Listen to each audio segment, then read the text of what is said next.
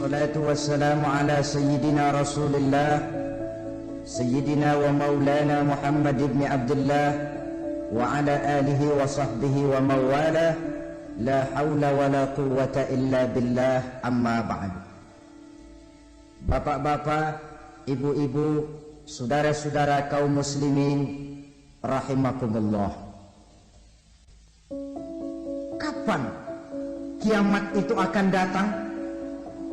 Ini rahasia Allah. Jangankan kita yang orang awam, baginda Nabi sendiri tidak diberitahu oleh Allah kapan kiamat itu akan terjadi. Tetapi sungguh pun demikian, banyak hadis-hadis yang menjelaskan ciri atau tanda-tanda datangnya kiamat.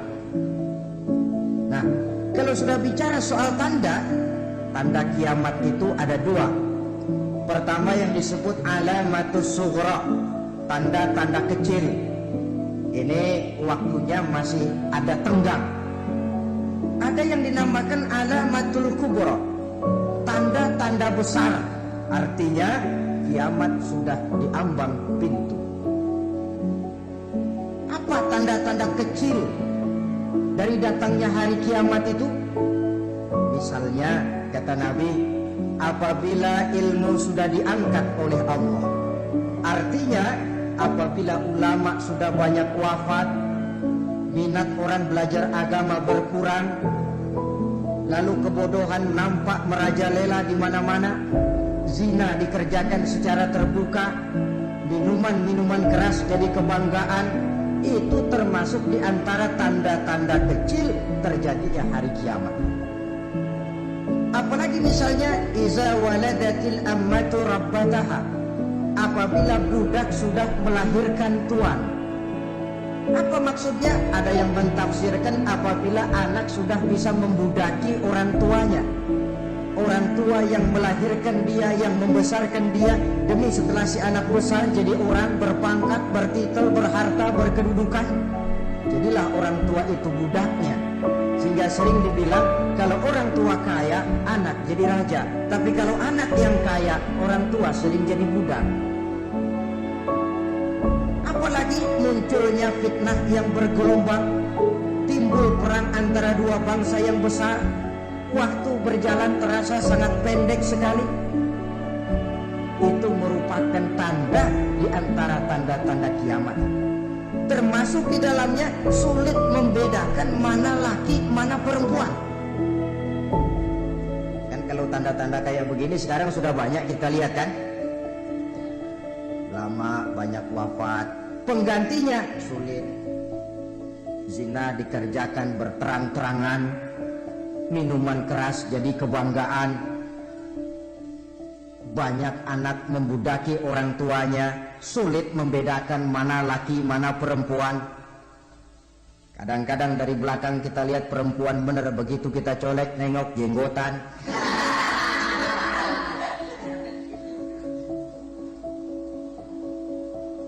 Ini termasuk tanda-tanda kecil, masih ada tenggang sampai akan terjadinya kiamat. Nah, yang dimaksud dengan tanda-tanda besar, ini tanda besar artinya kiamat sudah diambang pintu. Pertama, matahari terbit dari sebelah barat. Apabila matahari sudah terbit dari arah sebelah barat, tertutuplah sudah pintu taubat. Bersabda Nabi kita, la taqumus sa'atu hatta tatlu'a syamsu min maghribiha. Tidak akan datang hari kiamat sampai matahari terbit dari arah sebelah barat. Fa iza tala'at, manakala matahari telah terbit dari arah sebelah barat, wa ra'ahan nasu, manusia banyak menyaksikan itu, amanu ajma'u, mereka pun lalu beriman. Yang tadinya kafir, yang tadinya ingkar, yang tadinya membangkang, setelah melihat matahari terbit dari sebelah barat, buru-buru beriman, berlomba-lomba mengucap dua kalimat syahadat. Tapi apa yang terjadi? Kata Nabi, wa dzalika hina la yanfa'u nafsan imanuha lam takun amanat min qabl. Hari itu adalah hari yang iman sudah tidak berguna lagi bagi seseorang apabila sebelumnya memang dia tidak pernah beriman. Au kasabat fi imaniha khaira, atau beriman tetapi tidak pernah melakukan kebajikan di dalam keimanannya itu. Hari yang sudah kasih, hari yang sudah terlambat, beriman tidak akan ada gunanya lagi. Ini pelajaran buat kita. Sebelum sang surya terbit dari sebelah barat, sebelum nafas sampai di tenggorokan, artinya pintu taubat masih terbuka. Kalau dua hal itu sudah terwujud, nafas sudah sampai di kerongkongan atau matahari sudah terbit dari arah sebelah barat, tertutuplah sudah pintu taubat. Tak ada lagi gunanya pangkat, jabatan, harta, bahkan beriman pun dalam suasana macam itu. Too late, kata orang Kulon. Sudah terlambat.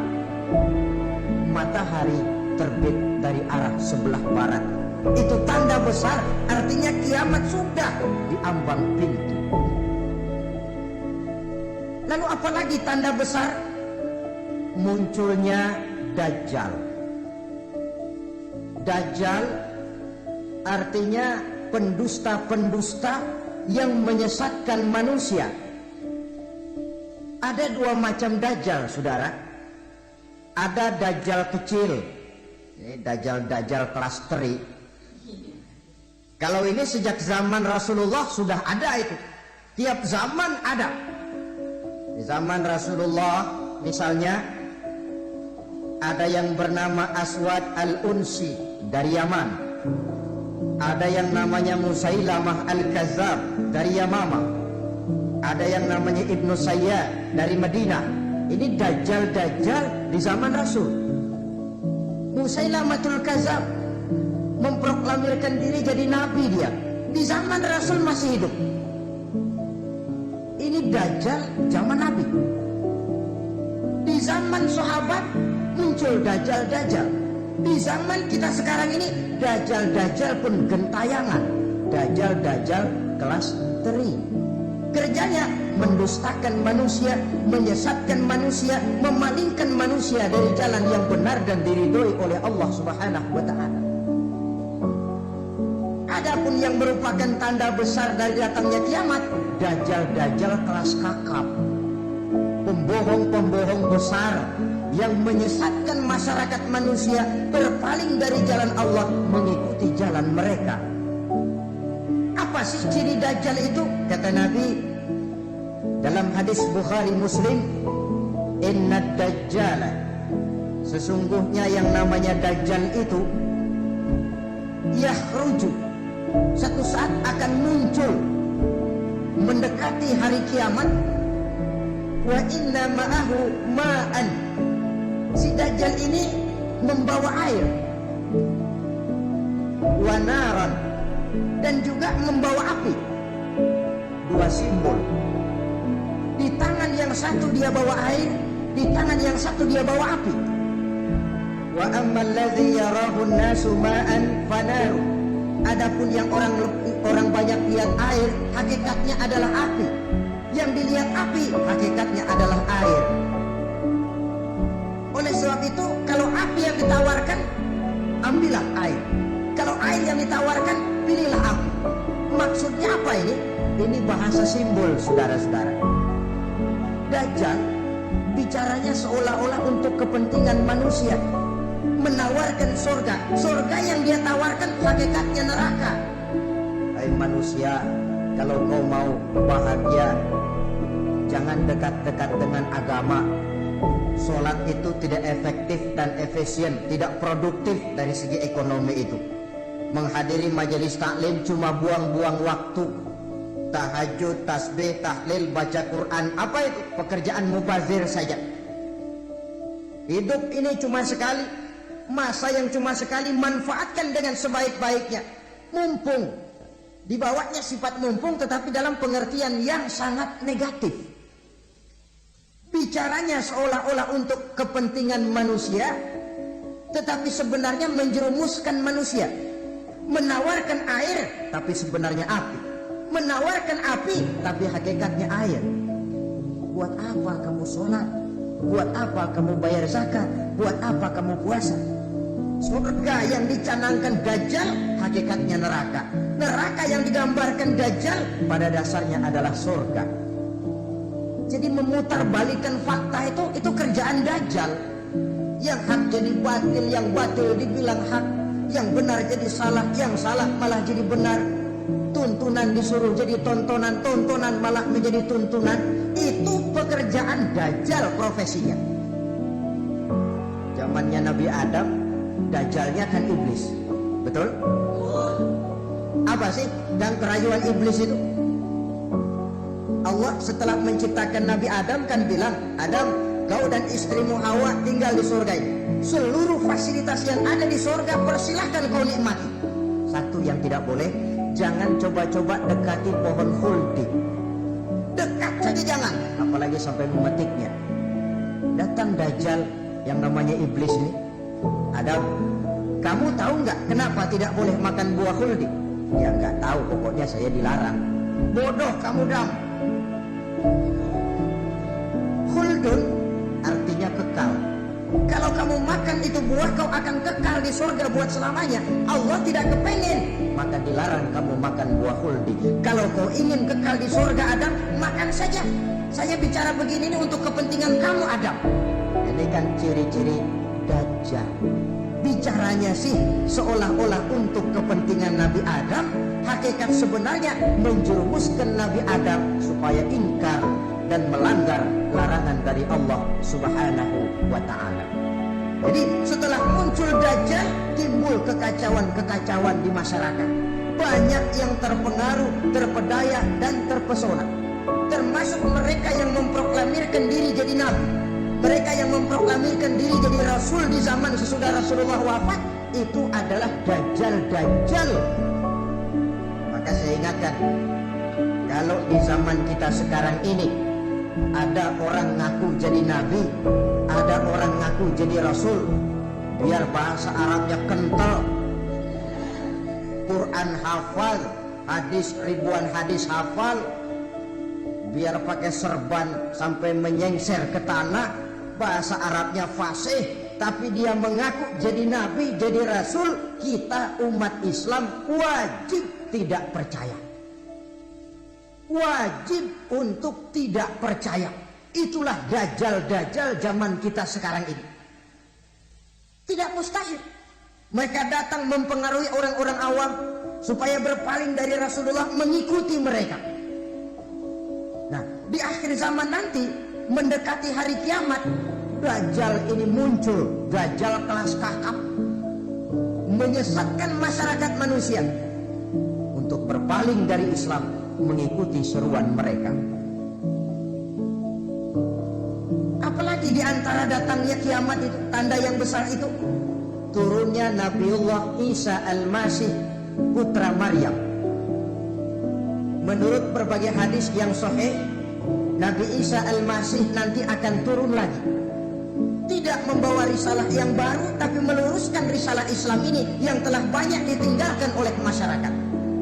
Bahkan ada hadis menjelaskan beliau akan membunuh Nabi, mematahkan kayu-kayu salib, lalu melaksanakan haji dan umrah mengikuti syariat Nabi Muhammad, bukan membawa agama baru. Menjadi semacam mujaddid, reformer, menyelamatkan manusia dari bisikan Dajjal. Bahkan ada riwayat yang menjelaskan bahwa Nabi Isa berhasil mengalahkan Dajjal, mengembalikan masyarakat manusia kembali kepada ajaran Islam yang datang dari Allah, dibawa oleh Rasulullah Sallallahu Alaihi Wasallam. Dengan kata lain, turunnya Nabi Isa bukan sebagai Nabi dan Rasul baru, tetapi mengikuti syariat Nabi kita Muhammad Sallallahu Alaihi Wasallam. Saudara hadirin, ibu-ibu hadirat yang saya hormati, kemudian apalagi di antara tanda-tanda besar akan datangnya kiamat itu? Keluarnya asap atau awan. Kata Nabi, inna min asrati sa'ah duhanan yamla'u ma bainal masyriqi wal maghrib.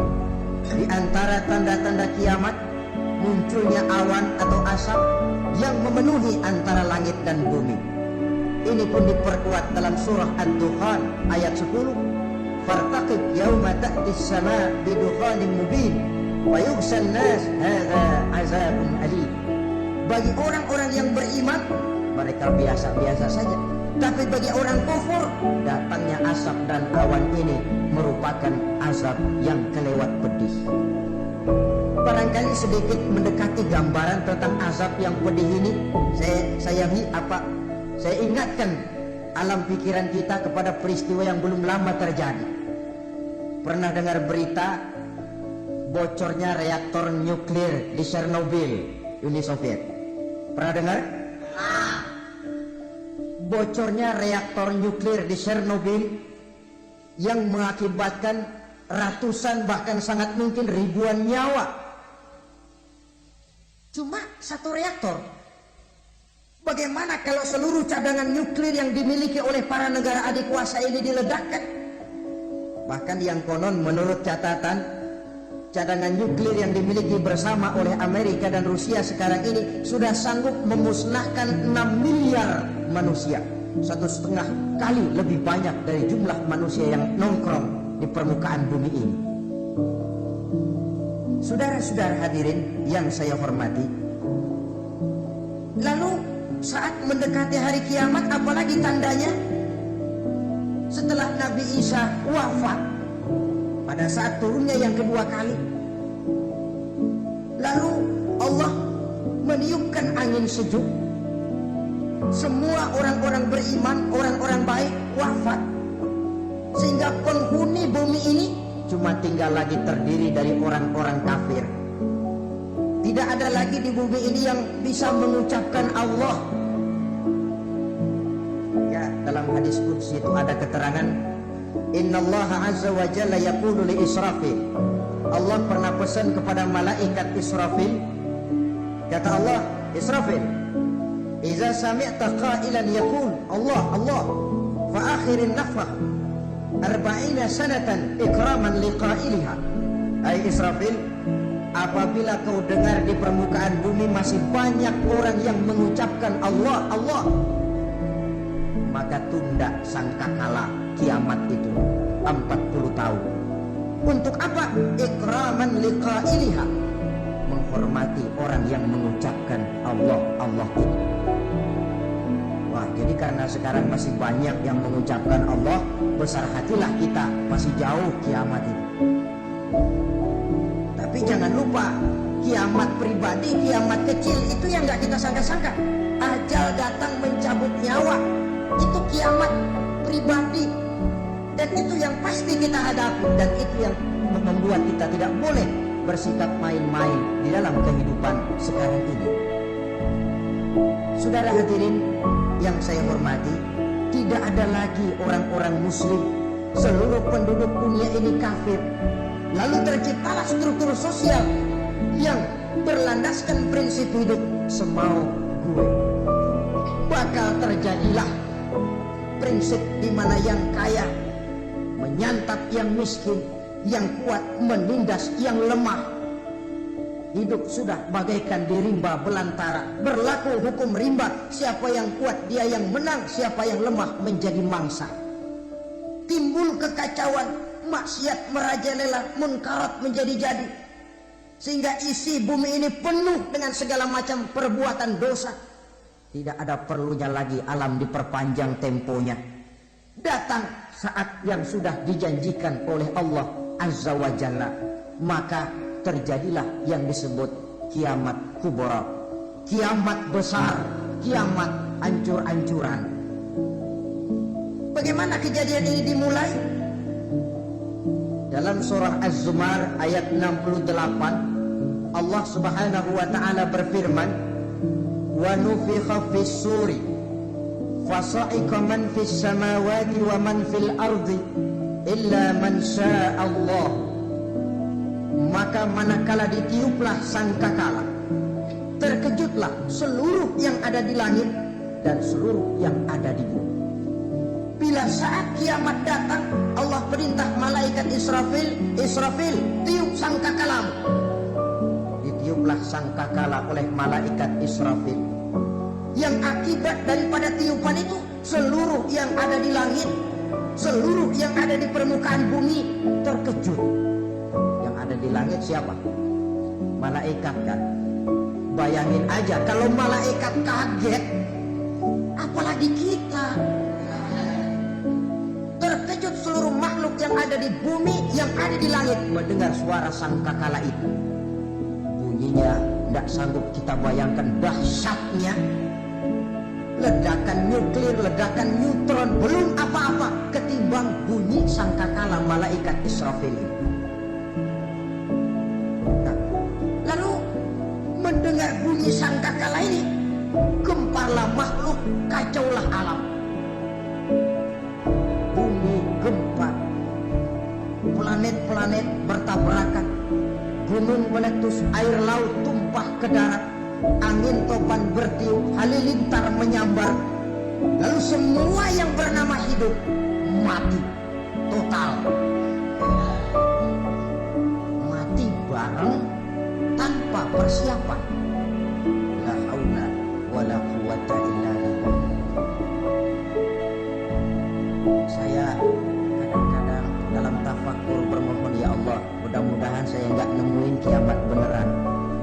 Ngeri. Tidak bisa kita bayangkan macam apa suasana seperti itu.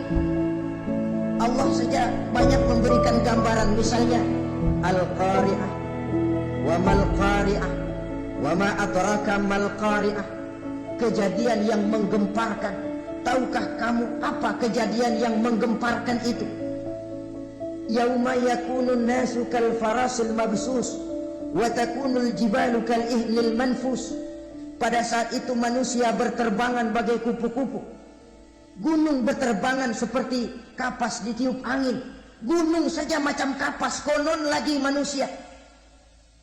Kematian total, mulai semut sampai gajah mati. Jin mati, iblis mati, malaikat mati. Malaikat saja mati. Saudara hadirin yang saya hormati, kematian total yang tanpa persiapan. Orang bilang, Pak, kalau mati bareng begitu yang repot malaikat maut dong ya. Cabut sana, cabut sini. Itu kalau menurut logika kita. Mestinya begitu menurut logika. Tapi logika juga yang bilang nggak perlu serepot itu. Sebab untuk mematikan listrik di wilayah DKI, di wilayah Jakarta, nggak perlu tiap rumah didatengin, matiin, ya lama. Cukup dari kantor pusatnya saja PLN, tekan satu tombol, gelaplah seluruh Jakarta. Saudara hadirin yang saya hormati, kematian total. Lalu setelah kematian total, planet-planet juga mati, dalam arti tidak bergerak dan beredar. Angin mati, dalam arti tidak bertiup. Air mati, dalam arti tidak ada riak gelombang. Pokoknya semua mati. Kullu nafsin za'iqatul maut, semua yang bernafas mati. Dalam ayat lain, kullu man 'alaiha fan, semua yang ada di permukaan bumi fana. Yang kekal cuma Allah Subhanahu wa ta'ala. Yang paling belakang mati malaikat maut dan malaikat Israfil. Tapi mati juga sesuai dengan janji Allah. Menurut hadis Bukhari Muslim dari Abi Hurairah, masa tenggang waktu antara kematian total pada tiupan sangkakala pertama dengan proses kebangkitan pada tiupan sangkakala kedua 40 lamanya. Tidak dijelaskan oleh Abi Hurairah 40 jam, apa 40 hari, apa 40 tahun. Hadis cuma menyebutkan 40 saja. Sunyi alam yang tinggal cuma Allah saja lagi. Ketika itu Allah berseru-seru, katanya, limanil mulkul yauma. Siapa para penguasa hari ini? Mana itu raja-raja dan penguasa yang dulu mengaku jadi Tuhan? Fir'aun, mana Fir'aun sekarang? Yang dulu jadi raja, merasa berhasil, sombong, lalu tidak mau turun-turun dari kekuasaannya. sampai kepada puncak kekurang ajarannya mengangkat diri jadi Tuhan. Mana itu Fir'aun? Namrus, mana sekarang Namrus?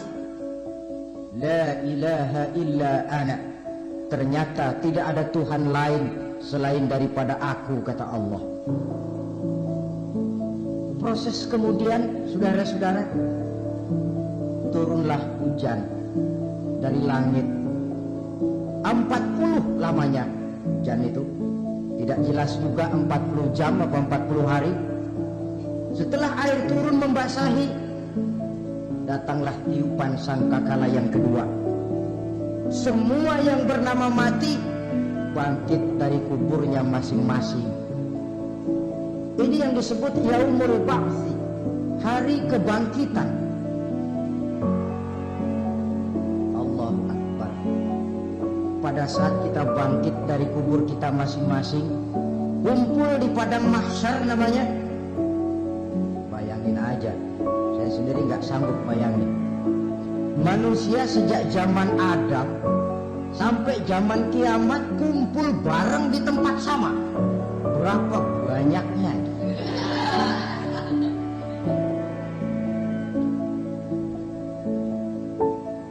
Dan yang luar biasa menurut satu riwayat, pada saat bangkit itu, Masya Allah, roman muka kita berubah, disesuaikan dengan amalan kita waktu di dunia ini. Barang siapa yang waktu di dunia amalannya itu amalan tikus, di akhirat nanti dia bangkit dari kubur, mukanya seperti muka tikus. Bakal betul badannya, tapi mukanya seperti tikus.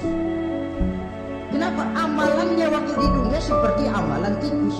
Apa amalan tikus itu? Suka menggeragoti barang yang sudah disimpan rapi-rapi. Orang sudah simpan uang rapi-rapi, simpan perhiasan rapi-rapi, digeragoti oleh tikus. Maling-maling, pencoleng-pencoleng, koruptor-koruptor.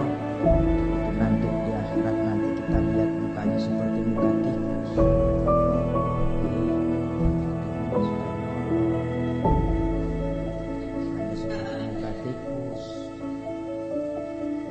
Barang siapa yang waktu di dunia ini amalannya itu amalan macan, dia akan bangkit nanti mukanya seperti muka macan. Apa amalan macan? Macan itu amalannya menang-menangan. Orang yang mau menang saja nggak mau mengalah. Coba lihat di hutan, kenal hutan nggak? Di hutan, raja hutan di mana-mana pasti macan, betul kan? Betul. Padahal hutan belum pernah bikin pemilihan umum. Tapi macan tidak peduli ada pemilihan umum apa tidak, pokok saya raja. Sebab apa? Macan jadi raja itu bukan karena benar, tapi karena kuat jadi raja. Setelah dia jadi raja, rakyat hutan yang mesti dilindungi malah dimakan oleh raja macan. Kambing rakyat hutan dimakan oleh macan. Ayam rakyat hutan dimakan oleh macan. Itu nanti kita lihat di akhirat itu mukanya seperti muka macan, gagah betul. Lalu barang siapa yang di dunia ini amalannya itu seperti amalan anjing, nanti dia punya muka seperti muka anjing. Apa amalan anjing? Pertama, anjing itu kalau disuruh jaga rumah, dia tidak bisa membedakan mana maling, mana tamu. Biar yang datang maling, kalau bawa tulang, anjing kalem.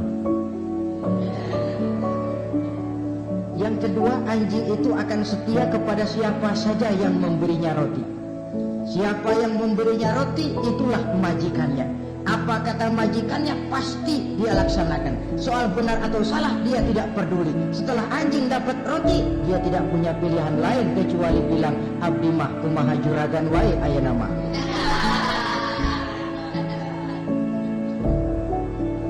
Saudara hadirin yang saya hormati, berkumpul di padang mahsyar tiap orang sibuk dengan persoalannya masing-masing.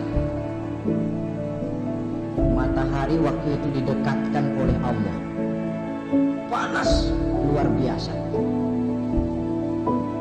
Ada yang saking panasnya itu mencucurkan peluh keringat sampai sebatas mata kakinya.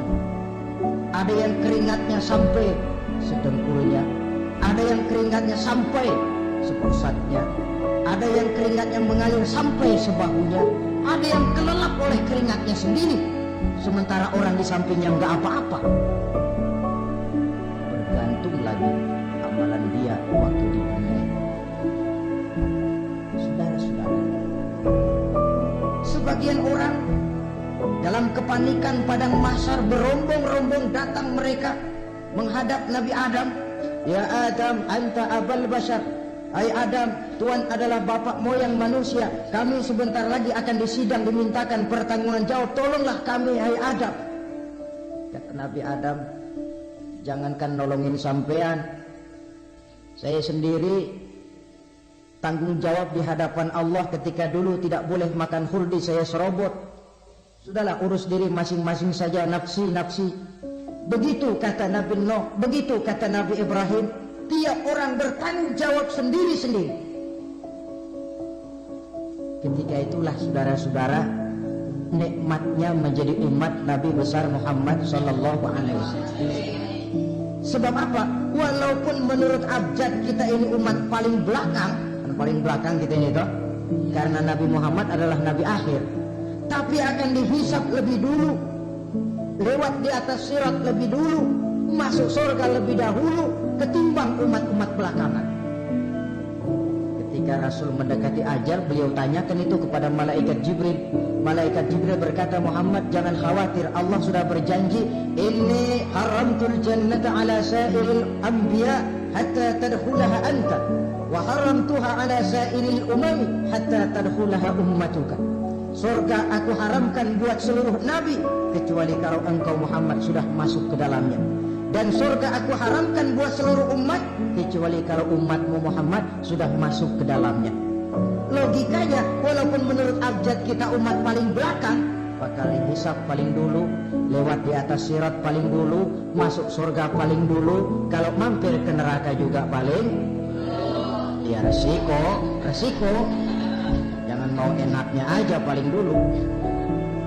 Saudara hadirin yang saya hormati, setelah masa kebangkitan itu jangan dikira begitu bangkit langsung diperiksa, masih menanti ribuan tahun perhitungan padang mahsyar untuk sampai kepada proses yang disebut yaumul hisab, hari perhitungan. Seorang demi seorang bakal dipanggil. Bayangkan saja, kita se-RT saja di absen, kadang-kadang perlu waktu lama. Ini manusia sejak zaman Nabi Adam sampai datang hari kiamat, satu demi satu disidang di hadapan Qadhi Rabbul Jalil. Status sosial copot sudah waktu itu. Yang pernah jadi hartawan di situ tidak lagi kelihatan kehartawanannya. Yang pernah jadi jenderal tidak lagi dipanggil jenderalnya, yang ustadz tidak lagi dipanggil al-mukarramnya. Seluruh status sosial selesai. Dipanggillah kita seorang demi seorang menghadap Qadhi Rabbul Jalil. Bagaimana proses penghisaban itu? Pertama, proses tanya jawab. Di antaranya ada hadis menyatakan, lan tazula qadama 'abdin yaumal qiyamah hatta yus'ala an arba'i khisalin. Besok di hari kiamat tidak akan bergeser telapak kaki seorang hamba sampai dia ditanya lebih dulu tentang 4 persoalan. Tentang ilmunya, kemana ilmu itu diamalkan. Tentang umurnya, di mana umur itu dihabiskan. Tentang masa mudanya, kemana masa muda itu dipakai. Tentang hartanya, dari mana harta itu didapat dan kemana harta itu dibelanjakan. Ini termasuk proses tanya jawab. Jadi kalau istilah pengadilan dunia, nama Fulan bin Fulan. Kamu waktu di dunia diberikan umur panjang untuk apa?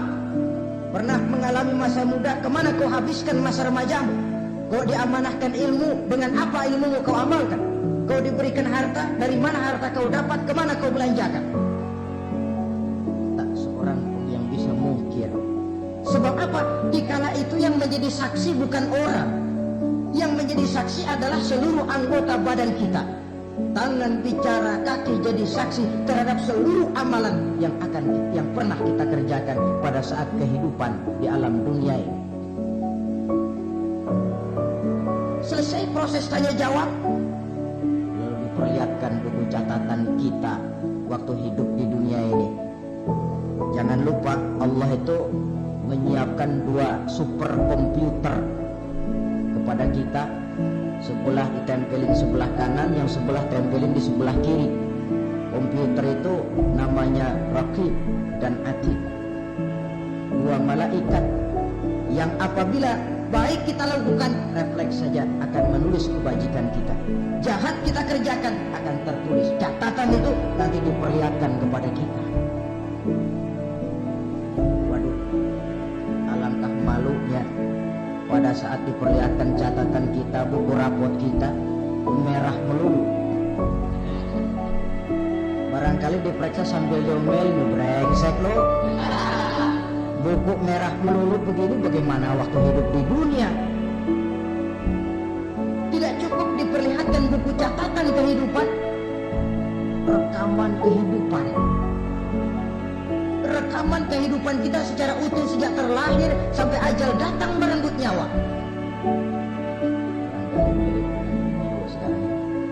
Di mana terekam dengan baik seluruh kegiatan kita sejak yang sekecil-kecilnya sampai kepada yang sebesar-besarnya. Untuk kemudian kita pun menerima balasan. In khairan fa khairun wa in syarran fa syarrun. Kalau baik ya baik balasannya, kalau jahat ya jahat juga balasannya. Catatan-catatan kita diberikan. Kalau banyak kebajikannya diberikan di tangan kanan dengan cara yang halus. Kalau banyak kejahatannya diberikan dari sebelah kiri atau dilempar dari belakang. Itulah sebabnya sejak di dunia ini kita sudah mohon kepada Allah. Ketika berwudu membasuh tangan kanan, apa kita bilang? Allahumma a'tini kitabi biyamini wa hasibni hisaban yasira. Ya Allah, berikan saya kitab di tangan kanan, dan kalau saya memang perlu dihisab, hisablah saya yang seringan-ringannya. Tangan kiri berlindung kita kepada Allah.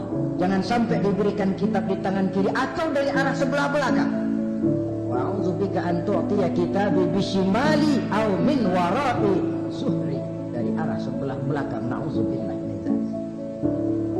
Setelah selesai lewat proses penghisaban, lewat mizan, timbangan, maka yang sudah selesai dihisab itu bergeraklah menuju sirat, jembatan yang terbentang menuju surga melalui neraka. Saudara-saudara, panjangnya perjalanan sirat itu memakan waktu ratusan tahun. Tetapi orang yang lewat di atas sirat pun macam-macam bergantung amalannya ketika di dunia ini. Ada yang lewat di atas sirat itu kalbarkil khatib, seperti kilat yang menyambar, sudah sampai dia di surga. Cepat bukan main. Ada yang lewat di atas sirat itu seperti orang lari-lari. Ada yang lewat di atas sirat itu seperti orang jalan biasa. Ada yang sambil merangkak, ada yang sambil ngesor, ada yang sambil gelayutan. Ada yang selamat sampai ke ujung ke surga, ada yang tergelincir jatuh masuk ke dalam neraka, bergantung amalannya dalam kehidupan di dunia sekarang ini. Tiap kita akan melewati yang namanya sirat ini. Saudara-saudara kaum muslimin yang saya hormati, dengan demikian mereka yang selamat melalui sirat sampai ke terminal akhir surga, mereka yang ketika dihisab ternyata banyak kejahatannya daripada kebaikannya, mereka singgah di dalam neraka. Adapun orang-orang yang beriman, menurut ayat Quran dan hadis Nabi, itu nanti ada bermacam-macam. Ada orang beriman itu yang dimasukkan surga. Ada orang beriman itu yang dimasukkan ke dalam surga. Ada orang beriman itu yang disebut penduduk surga. Kenapa lain-lain, Pak? Karena waktu di dunia amalannya juga lain-lain. Ada orang beriman yang masuk surga. Ini paling murah tiketnya. Mau masuk surga? Kata Nabi begini, ma min abdin qala la ilaha illallah thumma mata ala dhalik illa dakhalal jannah.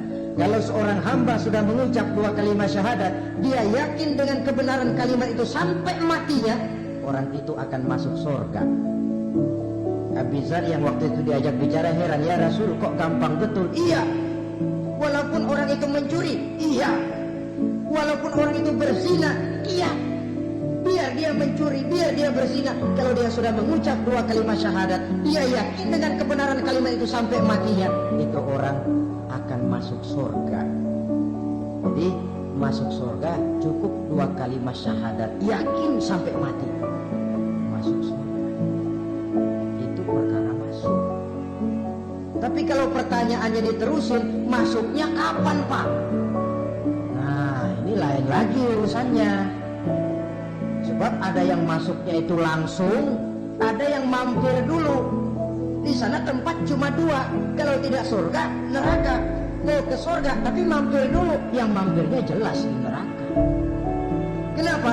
Dalam hadis qudsi ada riwayat, nanti itu di akhirat, setelah Allah selesai mengatur penduduk surga masuk surga, yang neraka masuk neraka, Allah berkata kepada malaikat Malik, malaikat Malik, nah baik ya Allah, itu bajingan-bajingan tengik, manusia-manusia durjana yang waktu di dunia tidak mau sujud, jauh dari ulama, gemar melakukan yang munkarat dan maksiat, hidup di tengah masyarakat selalu jadi bibit keonaran, kufur, sudah masuk neraka semua. Sudah ya Allah. Nah, kalau sudah, coba sekarang kamu masuk, Malik. Saya. Iya. Masuk neraka. Kata Allah, akhriju minan nar man kana fi qalbihi misqala habatin min khardalin min iman. Kau masuk neraka, cari dalam neraka orang-orang yang ada imannya walaupun kecil sebesar biji zarah, angkat mereka keluar. Masuk mereka keluar ke neraka. Cari orang yang ada imannya, korek-korek. Ya repot, udah pada gosong. Yang ada imannya diangkat ke atas, yang ada imannya diangkat ke atas, lalu dimandikan di Nahrul Hayat, namanya sungai kehidupan di akhirat nanti. Cakep lagi rupanya, bersih lagi wajahnya, apel di hadapan Allah. Kata Allah, bagaimana mas? Kapok nggak sampean? Kapok ya Allah. Nah, kalau kapok, idhab fadkhulil jannah, pergi masuk surga sana. Berangkat mereka ke surga, ketemu sama teman-temannya yang udah sampai lebih dulu, yang nggak pakai mampir lagi. Terjadi dialog. Kata teman-temannya yang udah pada nyampe duluan, mas, iya, emang baru sampai? Saya baru sampai. Memang mampir di mana dulu mas? Kita sudah lama sampai di surga. Saudara buka surah Al-Muddatsir ayat 34-35. Ma salakakum fis saqar? Kenapa kamu mampir di neraka Saqar? Qalu lam nakum minal musallin. Mereka menjawab, kami mampir di neraka Saqar mas, gara-gara dulunya kami waktu di dunia tidak pernah sholat. Tidak pernah sholat? Tidak pernah. Karena rumahnya dekat masjid, cuma dekat doang mas. Sholat mah enggak saya. Tidak pernah kasih makan fakir miskin, tidak pernah hadir di majelis taklim, pendeknya tidak pernah melakukan kebajikan. Maka saya pun mampir di neraka Saqar. Untung betul saya punya iman mas, sedikit. Waktu hidup di dunia dulu saya pernah mengucap 2 kalimat syahadat, sekali-kalinya waktu mau kawin. Masya Allah. Untung saja kawin, kalau nggak kawin bolos.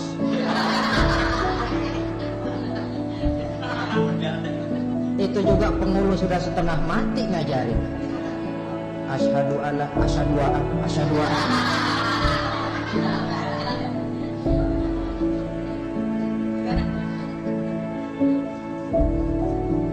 Ini namanya masuk surga, ada mampir dulu.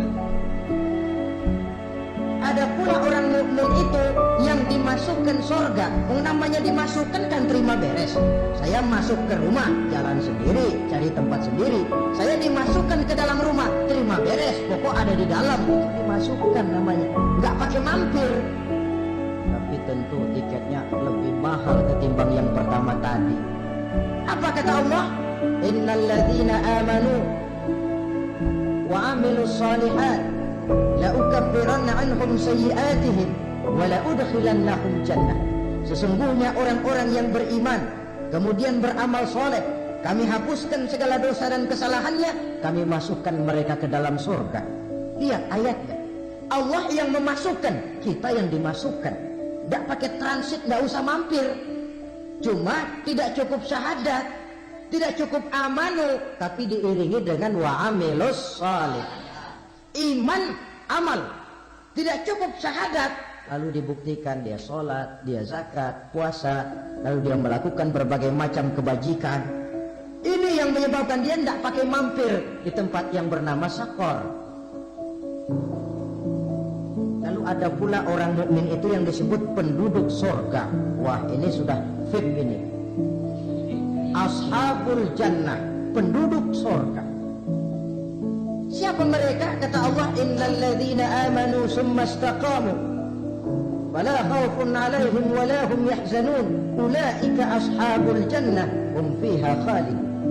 Sesungguhnya orang-orang yang beriman lalu istiqamah, tetap dalam melaksanakan perintah Allah, tidak goyah, tidak labil tapi stabil, istiqamah, mereka tidak takut dan tidak bersedih hati. Merekalah penduduk surga. Iman, istiqamah. Tidak punya duit sembahyang, banyak duit sembahyang, miskin sembahyang, kaya tetap sembahyang, istiqomah. Kadang orang kalau susah rajin ke masjid, banyak duitnya ngelihat masjid melengos. Itu yang dibilang waktu miskin hamba Allah, setelah kaya jadi hamba harta. Bergeser, tidak ada nilai istiqomahnya. Saudara-saudara, dengan begitu penduduk neraka itu dua. Ada penduduk permanen, ada penduduk yang semi permanen.